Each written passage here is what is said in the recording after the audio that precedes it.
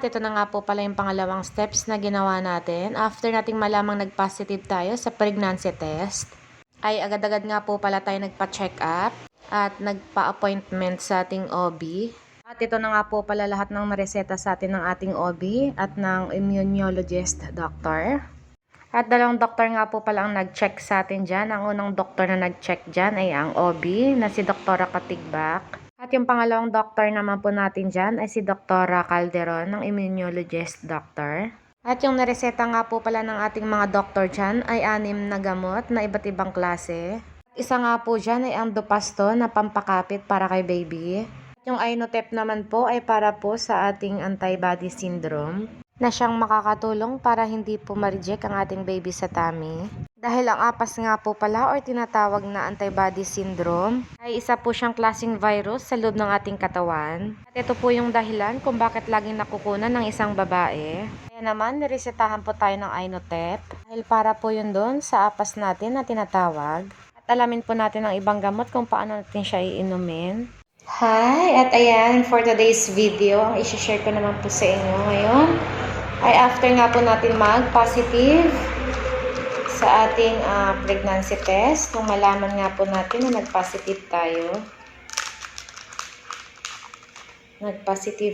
sa ating pregnancy test ay agad nga po ako nagpa-check up sa OB-GYN kay Dr. Katigbak ng Malaluan at located nga po yun sa bayan ng Rosario, Batangas. At ayan, ang una-una nga pong pinagawa sa atin ni Dr. Katigbak ay ang ating ultrasound.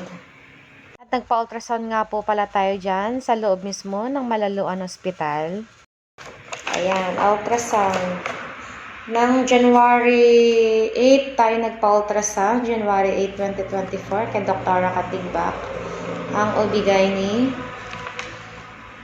Ayun, at nakita nga po dito na 6 weeks na si baby. 6 weeks na ang ating ultrasound. At syempre, ang una-unang nireseta sa atin, may binigay sa atin si Dr. Katigbak na reseta at yun po ay ang unang-una po is ang folic acid. Ayan, meron po tayong folic acid na 30 piraso. 30 piraso po at mainom na natin yung dalawa. Dahil ito ay every morning. Ang every morning natin at ang B-complex. Vitamin B-complex. Para po yun sa mga medyo maselan at nahihilo. Magte-take po tayo nito ng every morning tong dalawa. Before, kailangan magte-take po na tayo ng tigi-isa neto bago kumain ng ating breakfast. 30 minutes before tayo mag-breakfast. At yung next naman na binigay sa atin ay ang Dupaston. Ito naman po ay ang pampakapit para kay baby. Bitingin nga po tayo ng 30 peraso. At medyo mura dun sa binilhan natin dahil ang isa po nito ay 80 pesos. Pero nabili lang po natin siya ng 60 pesos dun sa mismong clinic ni Doc Katigbak. At ayan, for follow-up tayo ng February 22, 2024 kay Dr. Katigbak ng OB-GYN. At dahil meron nga po tayong APAS, kaya na-referral po tayo sa immunologist doctor. Kay Dr. Ano naman siya? Kay Dr. Calderon. At meron naman siyang nireseta kay Dr. Calderon ng medical expert. At katatapos nga lang po natin magpa-check up sa kanya nitong January 10, 2024. Ang schedule naman niya is 9 to 10 a.m. At binigyan nga po pala tayo ni Dr. Calderon ng Inotep Ito po ang Inohep. Injectable po siya. Bali, 3 po ang binili natin sa Mercury. At nagkakahalaga po ng 796 yung isa. 796.76 ng isang vial. Pero, gagamitin lang po natin siya ng 0.35. Gamit po natin ang syringe na 1 cc. At ito nga po palang Inohep is 10,000 IU, 2 ml. Pero ang gagamitin lang po natin everyday ay 0.35. So, ibig sabihin, hindi po siya aabot ng 1. Yan po ang i-inject natin everyday bago po tayo matulog sa gabi. Yan po ang advice. At after po tayo bigyan ng Inohep, ay iniresetahan din po tayo ng aspirin ni Dr. Calderon.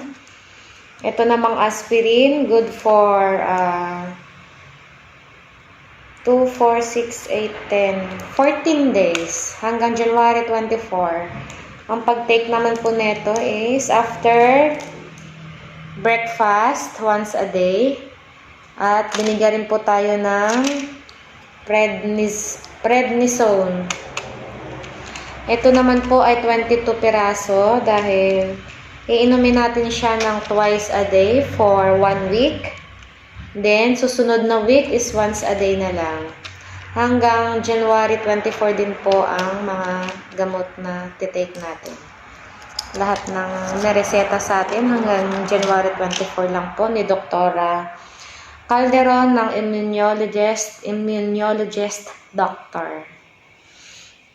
Dahil nga po itong doktor po ay dito po tayo nagpa-check sa doktor na to dahil meron nga po tayong APAS na kailangan nating magpa-check pa rin sa ating immunologist na doktor. At gagamit nga rin po pala tayo dito ng ating syringe.